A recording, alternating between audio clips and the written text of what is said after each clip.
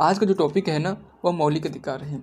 मौलिक अधिकार में क्या है कि मौलिक अधिकार जो है भारत की जो संविधान है, भारत का जो संविधान है इसके तीसरे भाग में, ध्यान दीजिएगा, तीसरे भाग में वर्णित है। किस भाग में वर्णित है? क्योंकि ये बार बार एग्जाम में पूछा जाता है कि जो होता है मौलिक हमारा अधिकार है वह किस भाग में वर्णित है। तो ये ध्यान दीजिएगा कि तीसरे भाग में वर्णित है।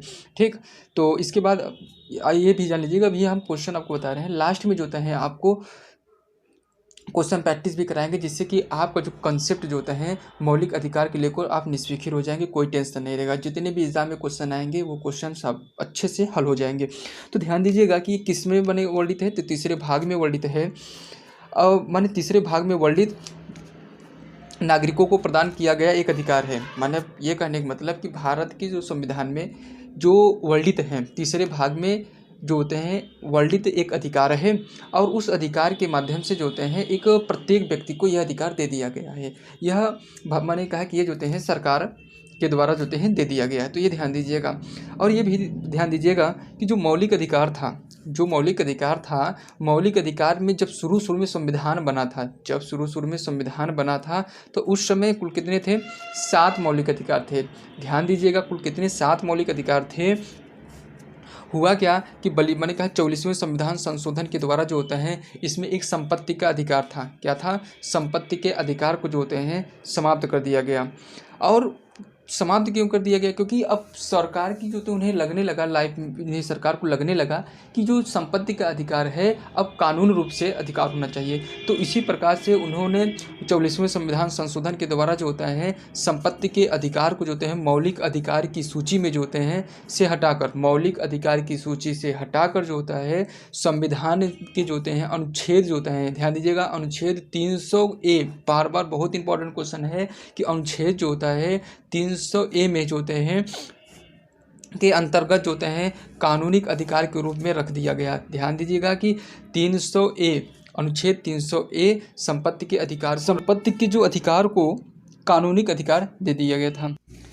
अब ध्यान दीजिएगा कि जो मौलिक अधिकार हैं हमारे, जो मौलिक अधिकार हैं वह कहाँ से लिया गया? सबसे बड़ी चीज़ होती है कि जो हमारा संविधान बनने लगा तो हर एक चीज़ जो होता है, चाहे वह गणराज्य की व्यवस्था हो, चाहे वह संसद की व्यवस्था हो ना, किसी न किसी देश से लिया गया है। इसीलिए इसे जो होते हैं क्या कहते हैं कि उधार की पोटली कहते हैं। क्या कहते हैं? उसे उधार की पोटली कहते हैं। तो ध्यान दीजिएगा कि जो मौलिक अधिकार की बात है, तो मौलिक अधिकार कहाँ से लिया गया है? तो मौलिक अधिकार ये ध्यान दीजिएगा यूएस से, ध्यान दीजिएगा, लिया गया है संयुक्त राज्य अमेरिका। ध्यान दीजिएगा, संयुक्त राज्य अमेरिका। बार बार ये क्वेश्चन पूछता है और कम से कम हजारों बार ये क्वेश्चन आ चुका है कि संयुक्त राज्य अमेरिका से मौलिक अधिकार लिया गया है। और ये भी ध्यान दीजिएगा कि अगर मान लीजिए जो हमारा मौलिक अधिकार है किसी भी स्टेट, मतलब कोई भी राज्य के द्वारा जो होता है मूल अधिकार को भंग नहीं किया जा सकता। ध्यान दीजिएगा, कोई भी राज्य सरकार इसको भंग नहीं कर सकती। अगर मान लीजिए कि अगर कोई इसका भंग कर रहा है तो वह जो होते हैं सीधा वह सुप्रीम कोर्ट जाएगा। तो ध्यान दीजिएगा कि ये इम्पोर्टेंट है कि हाई कोर्ट नहीं जाएगा, उच्च न्यायालय नहीं जाएगा, सीधा वह सुप्रीम कोर्ट जाएगा। ठीक, तो ये ध्यान दीजिएगा, अगर मौलिक अधिकार का हनन हो रहा है आपका तो आप सीधा सुप्रीम कोर्ट जाने का प्रावधान है। ठीक, इसके बाद ध्यान दीजिएगा कि अब मौलिक अधिकार जो है ना, मौलिक अधिकार को हम बताएं आपको कि यह जो होता है भाग तीसरे में रखा गया है। आपको बता चुके हैं कि यह भाग तीसरे में रखा गया है। तो ये ध्यान दीजिएगा कि संविधान के भाग तीसरे में सन्निहित अनुच्छेद जो अनुच्छेद हैं 12 से 35 तक, ध्यान दीजिएगा 12 से 35 तक जो होते हैं मौलिक अधिकार से संबंधित है। हमारे भारत के संविधान में अनुच्छेद 12 से 35 तक जो होते हैं वह जो होते हैं मौलिक अधिकार को रखा गया है। तो यह चीज़ आपको ध्यान देने बात है। अब देख लीजिए कि अगर एक फ्लो डायग्राम देख लीजिए आगे।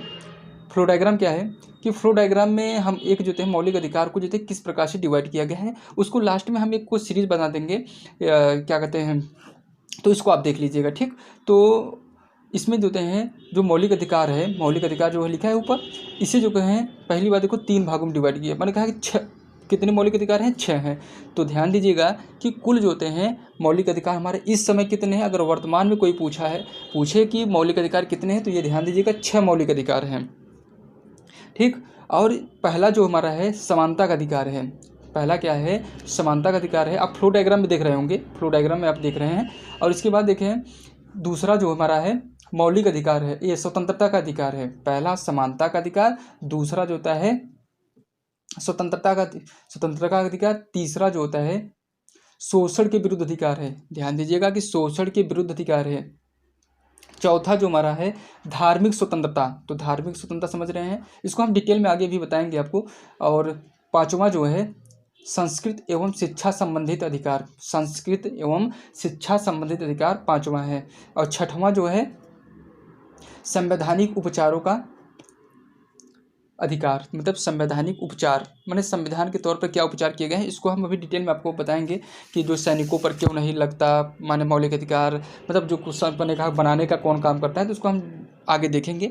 तो ध्यान दीजिएगा। अब इसको आप यहाँ तक हो गया, तो इसके बाद एक देखिए स्लाइड है, उस स्लाइड में आप देख लीजिए कि जो मौलिक अधिकार कौन कौन से कहाँ तक रखे गए हैं। माने मौलिक अधिकार 12 से 35 तक तो रखे गए हैं, 12 से 35 तक को मौलिक अधिकार को जो होते हैं संविधान में रखा गया है। लेकिन ये भी ध्यान दीजिएगा कि वह जैसे कि समानता का जो अधिकार है कहाँ से कहाँ तक रखा गया है, स्वतंत्रता का अधिकार है कहाँ से कहाँ तक रखता है। तो ये देख लीजिए कि जो पहला बात है कि जो मौलिक अधिकार है, समानता का जो अधिकार है, समानता का अधिकार है वह जो होता है 14 से 18 तक। ध्यान दीजिएगा समानता का अधिकार 14 से 18 तक रखा गया है। स्वतंत्रता का अधिकार जो होता है 19 से, ध्यान दीजिएगा 19 से 20 तक, 19 से 22 तक होगा, ठीक। इसके बाद शोषण के विरुद्ध जो अधिकार है, शोषण के विरुद्ध जो अधिकार है वह 23 से, ध्यान दीजिएगा 23 से 24 तक, 23 से 24 तक जो हमारा शोषण के विरुद्ध अधिकार है। तीसरा, चौथा जो हमारा है धार्मिक स्वतंत्रता का अधिकार। ध्यान दीजिएगा धार्मिक स्वतंत्रता का अधिकार अनुच्छेद 25 से 28 तक रखा गया है। ये अनुच्छेद हम बार बार इसलिए बता रहे हैं क्योंकि ये अनुच्छेद बार बार पूछे जाते हैं कि 25 से 28 तक किस अनुच्छेद को रखा गया है। तो ध्यान दीजिएगा, तुरंत बता दीजिएगा धार्मिक स्वतंत्रता का अधिकार। पांचवा क्या है? संस्कृत एवं शिक्षा संबंधित अधिकार। तो संस्कृत और शिक्षा संबंधित अधिकार जो है, तो ध्यान दीजिएगा कि यह किस में है? 29 से 30 में। ध्यान दीजिएगा 29 से 30 में है। और ध्यान दीजिएगा जो छठा हमारा लास्ट जो है वह होते हैं संवैधानिक उपचारों का अधिकार, अनुच्छेद 32 में है। ये बहुत इंपॉर्टेंट है, बहुत देखिए कहते हैं ना कि संवैधानिक उपचारों का अधिकार जो होते हैं संविधान के किस अनुच्छेद में रखा गया है, तो आप सीधा बताइए कि अनुच्छेद 32 में रखा गया है, अनुच्छेद 32 में रखा गया है, ठीक। इतना चीज़ आपको ध्यान देने बात है। अब जितने टॉपिक हमने पढ़े हैं उसको हम क्वेश्चन सॉल्व कर लेते हैं। क्या ये हमसे क्वेश्चन सॉल्व हो पा रहा है? अगर हम इसको देख लेंगे ना, जो भी हम क्वेश्चन लिए हैं आगे बताते हैं आपसे, ये किसी न किसी एग्ज़ाम में, चाहे RPSC, चाहे BPSC, चाहे UPPSC, चाहे UPSSC, किसी न किसी एग्ज़ाम में क्वेश्चन जो होते हैं पूछे गए हैं। तो देख लेते हैं कि क्वेश्चन नंबर जो फर्स्ट है कि मौलिक अधिकार संविधान के किस भाग में वर्णित है। मौलिक अधिकार संविधान के किस भाग में वर्णित है? तो हम बार बार आपसे बता रहे थे कि भाग जो होता है तीसरा अनुच्छेद 12 से 35 के बीच में जो होते हैं मौलिक अधिकार जो होते हैं वर्णन है। तो इतना तो इतना आपको समझिए, पहले ही आपको बता चुके थे। तो ध्यान दीजिएगा, तो इसके ऑप्शन के अनुसार क्या हो जाएगा? तो ऑप्शन जो होता है ए हो जाएगा कि भाग जो होते हैं तीसरे में। क्वेश्चन नंबर दूसरा क्या है कि भारत के संविधान का भाग तीसरा संबंधित है। यही क्वेश्चन है जो क्वेश्चन भी हम, जो पहला क्वेश्चन था वही क्वेश्चन दम ये भी क्वेश्चन है। तो इसमें सिर्फ भाग पूछा, क्योंकि ये जो भी क्वेश्चन होता है कि क्वेश्चन में एग्जाम के समय जो होते हैं घुमा घुमा कर पूछता है क्वेश्चन। तो इसी प्रकार से जो क्वेश्चन जो पूछे गए हैं उसको हम जो है एक्सप्लेन करने की कोशिश कर रहे हैं। तो भारत के संविधान के भाग तीसरा संबंधित है मूल अधिकार से। ध्यान दीजिएगा, मूल अधिकार से, ठीक।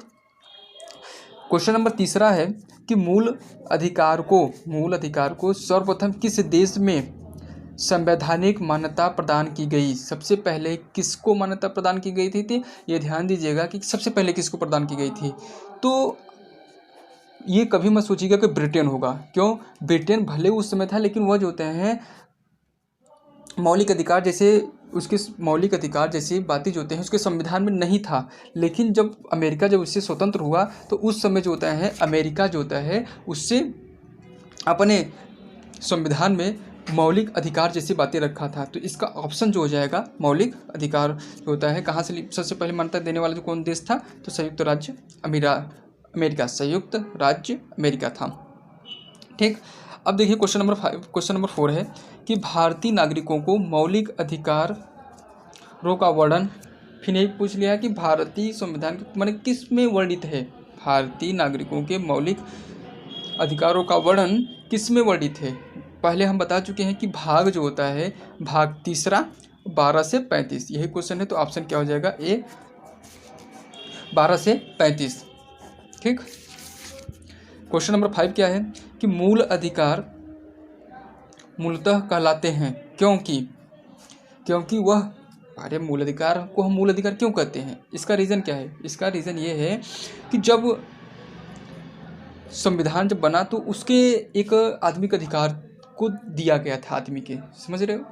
तो उसी को, इसको एक प्रकार के एक आदमी की जैसे मूल चीज़ होती है, आदमी की क्या होती है, मूल चीज़ होती है। तो इसका ऑप्शन जो हो जाएगा ना, ऑप्शन जो होता है मानव के प्राकृतिक और अप्रतिवेदित अधिकार, ध्यान दीजिएगा कि प्राकृतिक और अप्रतिवेदित अधिकार, ऑप्शन डी हो जाएगा इसका। ठीक, हम जितने भी क्वेश्चन लिए हैं अच्छे लेवल के लिए हैं, और किसी न किसी एग्ज़ाम में जो होते हैं, चाहे वो आरपीएससी हो, पीपीएससी हो, किसी न किसी एग्ज़ाम में पूछे गए हैं। तो क्वेश्चन नंबर 6 देखते हैं।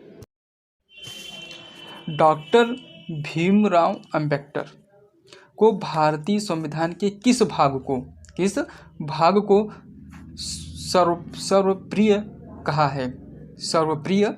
है, अर्थात सर्वाधिक प्रिय कहा है। तो ये समझिए कि जो भीमराव अंबेडकर की एक चीज़ की बात का सदैव डर था कि जो SC ST हैं, इनका जो होते हैं कभी शोषण ना हो।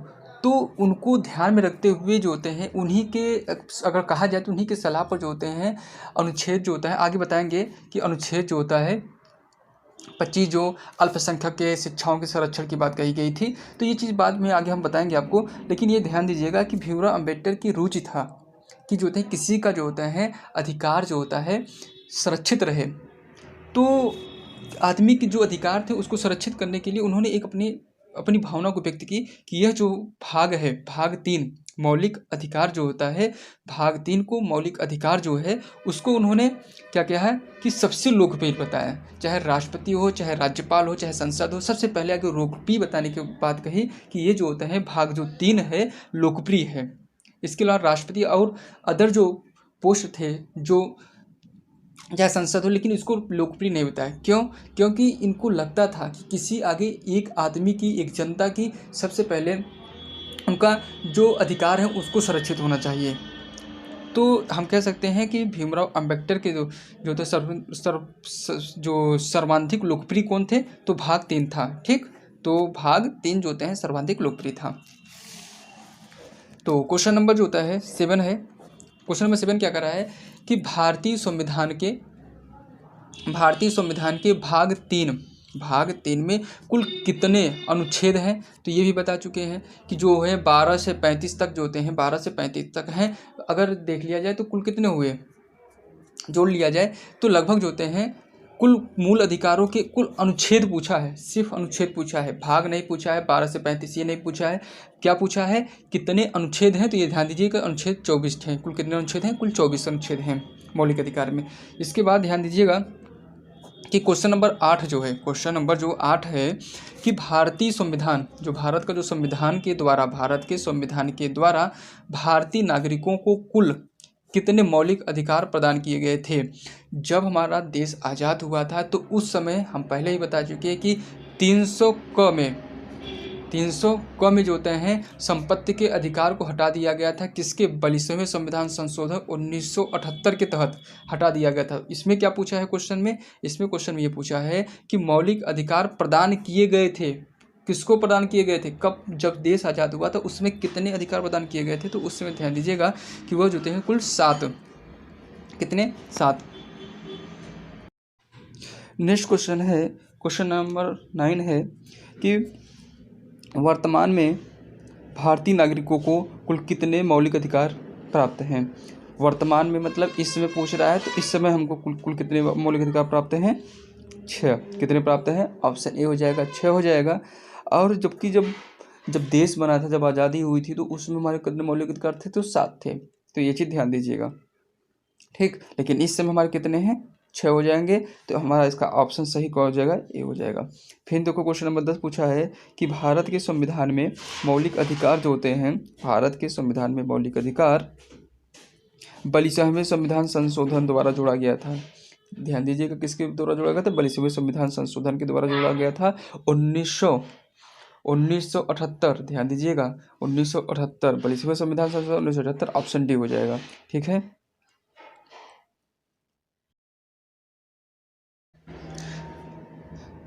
क्वेश्चन नंबर 10 तक जब आप क्वेश्चन हल कर लेंगे तो जो है आप जितने टॉपिक पढ़े थे इतना आप 10 क्वेश्चन अच्छे से हल कर लिए होंगे। यदि जब हम अगला टॉपिक पढ़ेंगे, जब इसको और डिटेल में पढ़ेंगे, हम बता रहे हैं कि मैक्सिमम क्वेश्चन जो होते हैं यहीं से हो जाते हैं, लेकिन अगर आपको और डिटेल पढ़ना होगा तो पार्ट जो होता है इसका सेकेंड आप देख लीजिएगा। इसके बाद आपको 100% ये कन्फर्म हो जाएगा कि आप जो होता है, ऐसे तो 100% अभी आपको कन्फर्म हो जाएगा, जितने भी क्वेश्चन आ जाएंगे सब हल हो जाएगा। लेकिन थोड़ा और आपको गहराई में डेप्थ में जाने के लिए मैं फिर एक दूसरा नेक्स्ट वीडियो बना दूंगा, और उसमें भी मैं क्वेश्चन टेस्ट कराऊंगा। मैं जो भी पढ़ाऊंगा उसका लास्ट में क्वेश्चन आंसर जरूर कराऊंगा, जिससे कि क्वेश्चन किस टाइप से बनते हैं एक जो होता है बेसिक अनुमान आपको हो जाए। और जो भी क्वेश्चन रहता है वह जो होता है किसी न किसी एग्जाम में पूछा रहता है। तो ठीक है।